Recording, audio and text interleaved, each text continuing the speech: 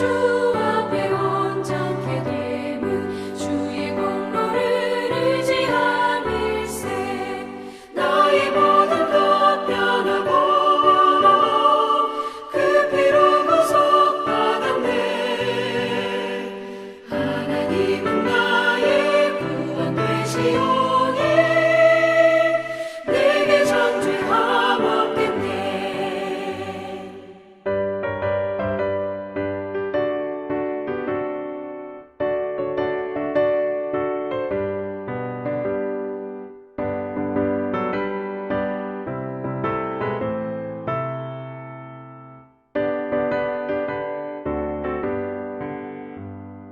내게 성령이 임하고 그 크신 사랑 나의 맘에 가득 채우며 모든 공포 내게서 물리치시니 내 맘 항상 주 안에 있겠네. 나의 모든 것 변하고 그 피로 구속받았네. 하나님은 나의 구원 되시오니 내게 정죄함 없겠네. 마가복음 12장 1절로 12절까지 말씀 함께 읽도록 합니다. 예수께서 비유로 그들에게 말씀하시되 한 사람이 포도원을 만들어 산 울타리로 두르고 집자는 틀을 만들고 망대를 지어서 농부들에게 새로 주고 타국에 갔더니 때가 이름에 농부들에게 포도원 소출 얼마를 받으려고 한 종을 보내니 그들이 종을 잡아 심히 때리고 거저 보내었거늘 다시 다른 종을 보내니 그의 머리에 상처를 내고 능욕하였거늘 또 다른 종을 보내니 그들이 그를 죽이고 또 그 외 많은 종들도 더러는 때리고 더러는 죽인지라. 이제 한 사람이 남았으니 곧 그가 사랑하는 아들이라. 최후로 이를 보내며 이르되 내 아들은 존대하리라 하였더니 그 농부들이 서로 말하되 이는 상속자니 자 죽이자. 그러면 그 유산이 우리 것이 되리라 하고 이에 잡아 죽여 포도원 밖에 내던져느니라. 포도원 주인이 어떻게 하겠느냐? 와서 그 농부들을 진멸하고 포도원을 다른 사람들에게 주리라. 너희가 성경의 건축자들이 버린 돌이 모퉁이의 머릿돌이 되었나니 이곳은 주로 말미암아 된 곳이요 우리 눈에 놀랍도다 함을 읽어보지도 못하였느냐 하시니라. 그들이 예수의 이 비유가 자기들을 가리켜 말씀하신 줄을 알고 잡고자 하되 무리를 두려워하여 예수를 두고 가니라. 아멘. 자기만 생각하는 종이라는 제목으로 아침 묵상 함께 말씀 나누도록 하겠습니다. 오늘 말씀은 1절에 예수께서 비유로 그들에게 말씀하시되 라는 내용으로 시작합니다. 그리고 우리는 이 내용을 포도원 농부의 비유라는 제목으로 우리는 잘 알고 있는 말씀입니다. 근데 오늘 내용을 보면 농부의 비유가 아닙니다. 왜 그럴까요? 오늘 함께 나눠보도록 하겠습니다. 예수님 당시의 풍습과 문화라는 책에 보면은 부재지주라는 단어가 나옵니다. 한마디로 얘기하면 땅의 주인, 포도원 주인이 있는데 그들이 먼 곳으로 떠나가거나 그 땅과 그 포도원을 다른 사람한테 세를 주고 그리고 그들에게 맡기고 그리고 얼마만큼의 소출의 이득의 얼마를 받는 것으로 그렇게 계약하는 사람들이 그 당시에 있었습니다.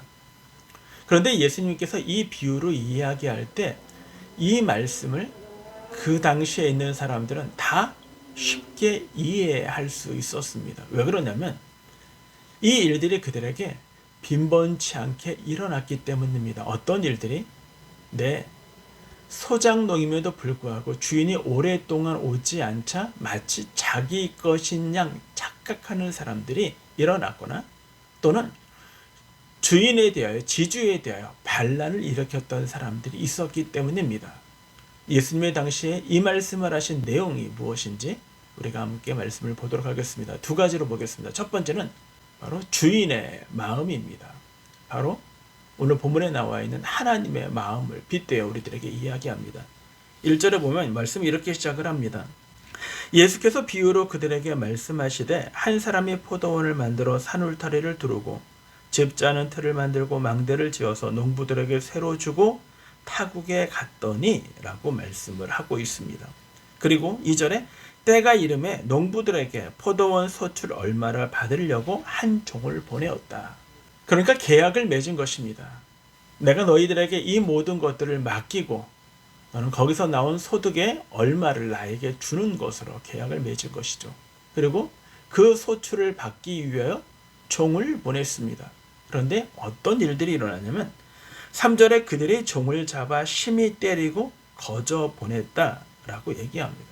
마태복음에 같은 말씀을 했던 마태복음에서는 심히 때리고 하나는 돌로 쳐 죽였다라고 기록하고 있습니다.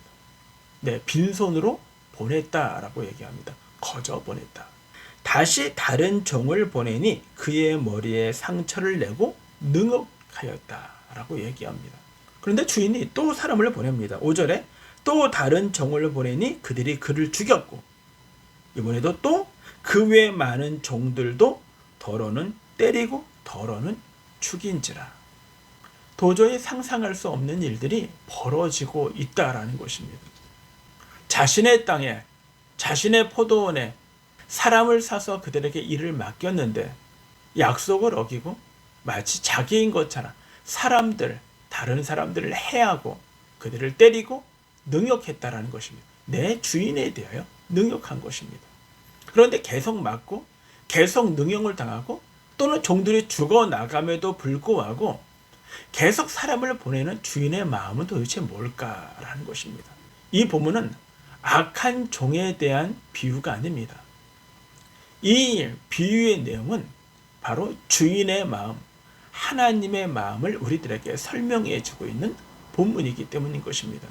6절입니다. 이제 한 사람이 남았으니 곧 그가 사랑하는 아들이라 최후로 이를 보내며 이르되 내 아들은 존대하리라 하였더니 라고 말씀합니다. 주인의 기대였습니다. 그래도 내 아들은 그들이 존대하겠지. 이 말씀을 공동 번역에는 이렇게 번역해 놓았습니다. 설마 내 아들이야 알아주겠지. 네, 이것이 주인의 기대요, 주인의 마음인 것입니다. 그들은 이 폭력을 멈추지 않았다라는 것입니다. 그들이 어떻게 합니까? 그 아들마저 죽이고 내다 버렸다라고 이야기하고 있는 것입니다.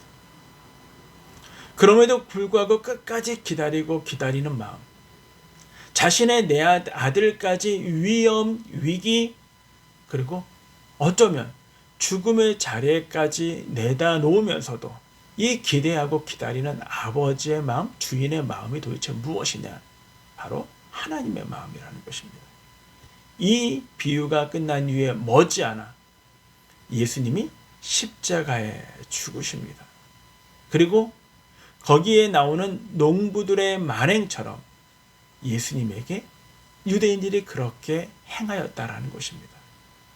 오늘의 본문의 비유는 아버지의 마음, 하나님의 마음을 우리들에게 보여주고 있는 것입니다.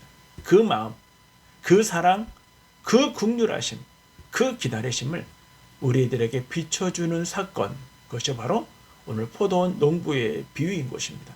두 번째로 생각해 보는 것은 바로 종들의 마음이라는 것입니다. 1절에 보면은 한 사람이 포도원을 만들어 산 울타리로 두르고 집자는 틀을 만들고 망대를 지어서 농부들에게 새로 주고 타국에 갔다라고 얘기합니다. 포도원은요 이미 다 만들어진 상태예요. 이 포도원을 위하여 그들은요 울타리도 쳤습니다. 주인은. 그리고 물 공급을 위한 수로도 다 예비해 놨습니다. 거름도 땅도 비옥하게 만들었어요. 모든 것이 다 갖추어져 있었습니다. 무엇만 없었습니까? 네, 충성된 종만 없었다라는 것입니다. 그곳에는 충성된 종이 없고 자기만 생각하는 종들로 채워져 있었다라는 것입니다. 그들은 소장농입니다. 그들은 주인이 아닙니다. 그 땅은 자기 땅도 아니요, 그 포도원은 자기의 소유도 아니라는 것입니다. 그들은 약속을 맺고 그 땅의 허락을 받아 일감을 얻은 사람들에 불과한 것입니다.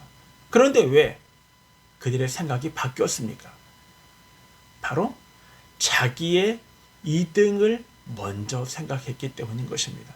7절과 8절에 보면 그 농부들이 서로 말하되 이는 상속자니 자 죽이자.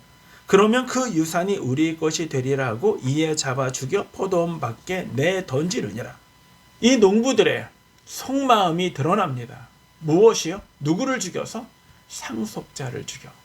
상속자가 죽으면 그 땅이 자기 것이 될 거라고 헛된 생각을 갖고 있다라는 것입니다. 자기 것이 아닌데 자기의 것이 될 수 있다라는 것, 그것처럼 어리석은 생각이 없는 것입니다. 주인이 시퍼렇게 살아있음에도 불구하고 그들은 헛된 욕망, 헛된 착각, 그리고 미련한 생각으로 가득 차 있다라는 것입니다. 오늘 우리에게 보여주는 하나님의 마음입니다. 하나님이 우리에 대한 사랑, 우리에 대한 긍휼의 마음, 기다리심을 우리에게 보여주는데 우리는 어떤 마음을 갖고 있느냐라는 것입니다.